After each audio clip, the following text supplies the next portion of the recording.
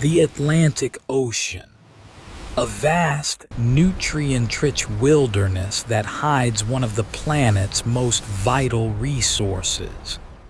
Here, in the cold, upwelling currents off the coasts of Portugal, Morocco, and northern Europe, swims a creature that has fueled empires, sustained armies, and evolved into a modern superfood.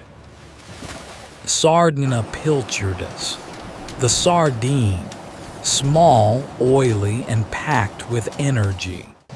For centuries, this humble fish was the food of the working class, but today it has undergone a transformation. It is now a premium delicacy, a nutritional powerhouse sought after by gourmets and health enthusiasts alike. But the journey from the open ocean to the hermetically sealed tin is a race against time, chemistry, and biology. How do you capture millions of delicate, perishable fish without crushing them? How do you process them within hours of harvest to prevent spoilage? And how do you use thermal mechanics to preserve them for decades, creating a product that actually improves with age like a fine wine? From the midnight harvest to the global pantry, this is the mega process of the premium sardine. Our story begins in the specific hydrographic conditions of the eastern Atlantic. The quality of a sardine is dictated by its diet, and its diet is dictated by the physics of the ocean. This region is famous for upwelling. As trade winds push the warm surface water away from the coast, cold, nutrient-dense water from the ocean floor rises to replace it. This water is loaded with nitrates and phosphates, the fertilizer of the sea. This triggers a bloom of phytoplankton, which feeds the zooplankton, the primary food source of the sardine. The sardine is a filter feeder. It converts this microscopic energy into dense layers of omega-3 fatty acids and protein. For the cannery, the goal is to catch the fish when their fat content is at its peak, typically in the late summer months. A fat sardine yields a moist, flavorful texture. A lean sardine becomes dry and chalky in the can. To catch them, we board a modern purse seiner. Unlike trawlers that drag nets along the bottom, destroying the ecosystem, purse seiners target specific schools in the mid-water column. Technology has replaced luck. The captain uses omnidirectional sonar to paint a 3D acoustic picture of the ocean. He is looking for the specific density and movement pattern of sardines. Mackerel move too fast. Anchovies pack too tight. The sardine's signature is unique. The set takes place at night. Sardines are phototactic. They are attracted to light but frightened by shadows. In the past, fishermen used torches. Today, they use sonar. The vessel encircles the school with a wall of nylon netting, nearly half a mile long. Once the circle is closed, the bottom of the net is winched shut like a drawstring purse. This is the pursing. The fish are trapped, but they are still swimming freely inside the net. This is the most critical moment for quality control. Sardines are incredibly fragile. Their scales are loosely attached, and their flesh is soft. If they are crushed in the net or pumped on board too aggressively, the flesh will bruise and the scales will shed. Premium fisheries prohibit suction pumps.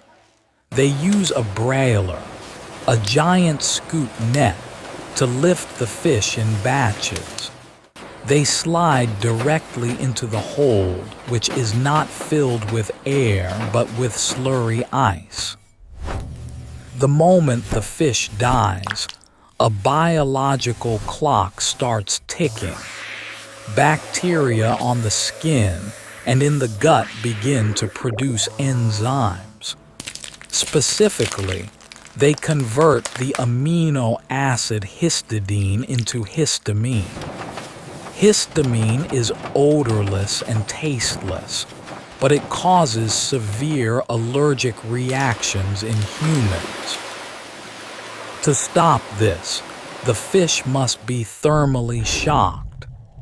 The slurry ice drops the core temperature of the sardine from 65 degrees Fahrenheit to 28 degrees Fahrenheit in minutes. This effectively freezes the bacterial activity without freezing the flesh of the fish, which would damage the cell walls. The vessel races to port. Day boat freshness is the standard for premium canning. The catch is offloaded immediately into plastic crates, iced again, and moved to the auction house. Factory buyers are ruthless. They look for belly burst, a sign that the fish were feeding heavily on enzymes before being caught, which can dissolve the stomach wall. They look for red eyes, a sign of stress or poor handling. Only the grade A catch is purchased for the premium canning lines. The rest goes to fish meal. Within hours of docking, the sardines are on the move again. They are transported to the cannery, a facility that operates with the hygiene standards of a pharmaceutical lab and the speed of an automotive plant. We enter the Cathedral of Tin. This facility can process 50 tons of fish a day. The sardines arrive at the intake bay where they are washed in chilled, chlorinated water to remove loose scales and sea slime. Size matters. A can is a standardized volume. To pack it efficiently, every fish must be the same size. The sardines pass over a mechani, cal grater, a series of vibrating rollers that separate the fish by thickness.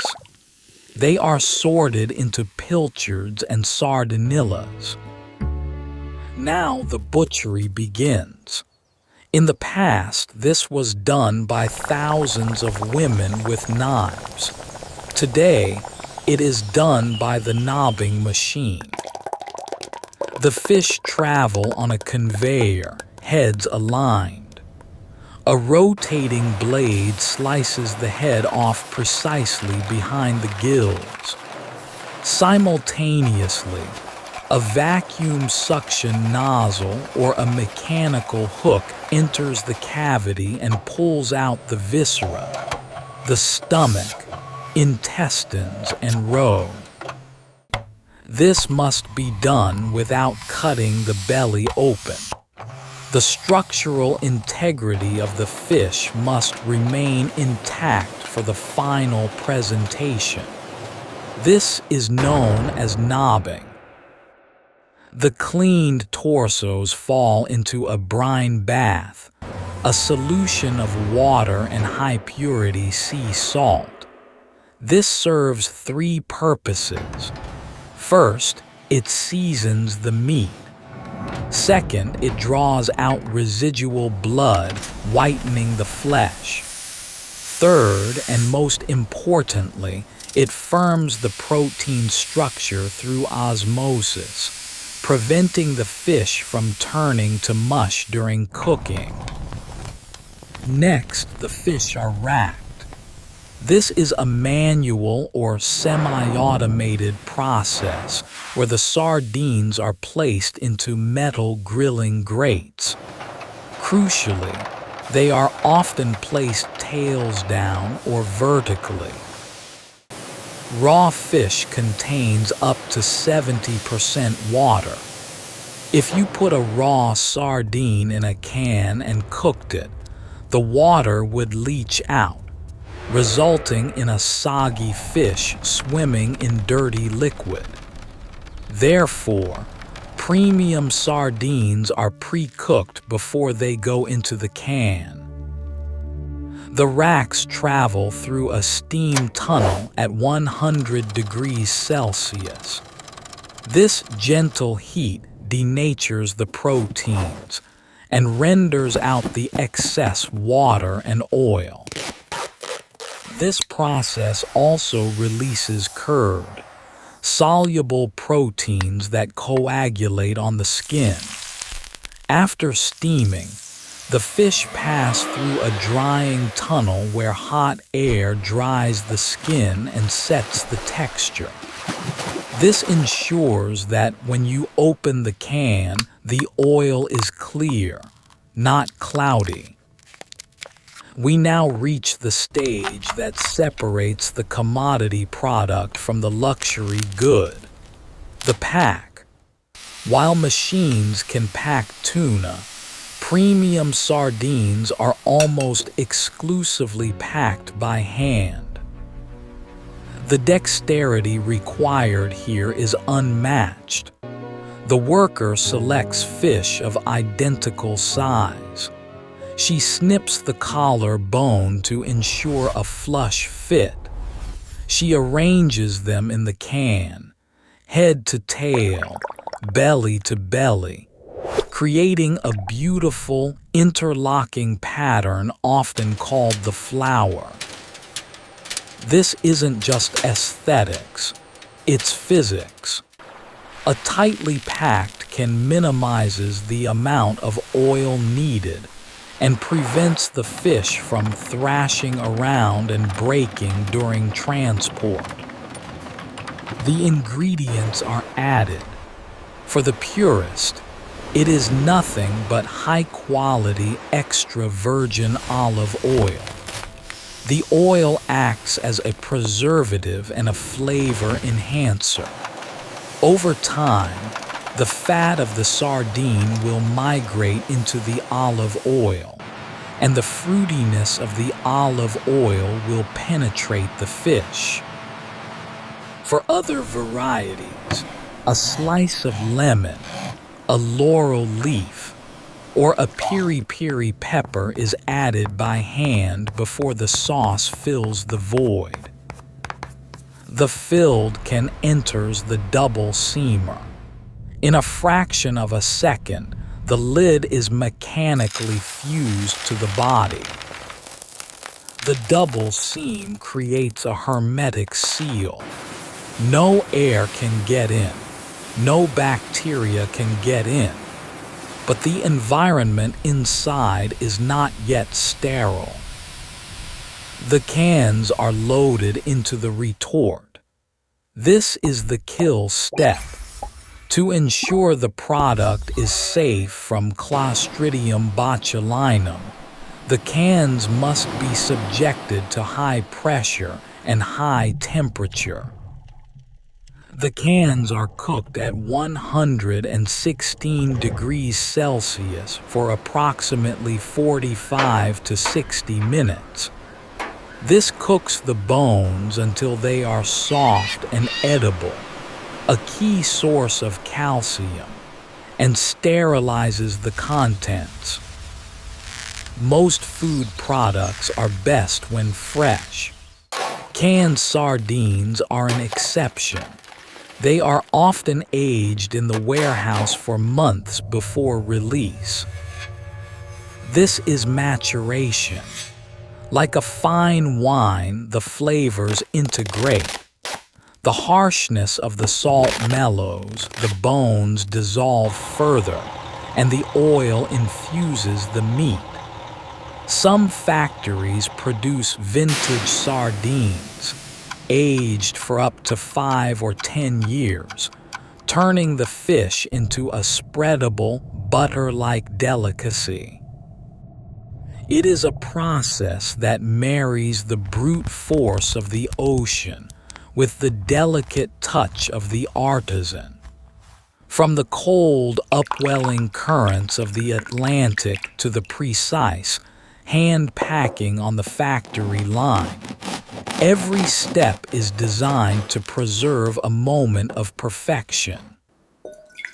The canned sardine is a triumph of food science. It is a nutritious, sustainable, and shelf-stable miracle that allows us to eat the ocean's bounty years after it was caught. Inside the sardine factory, the silver harvest is captured, not just for survival, but for the sheer pleasure of the taste.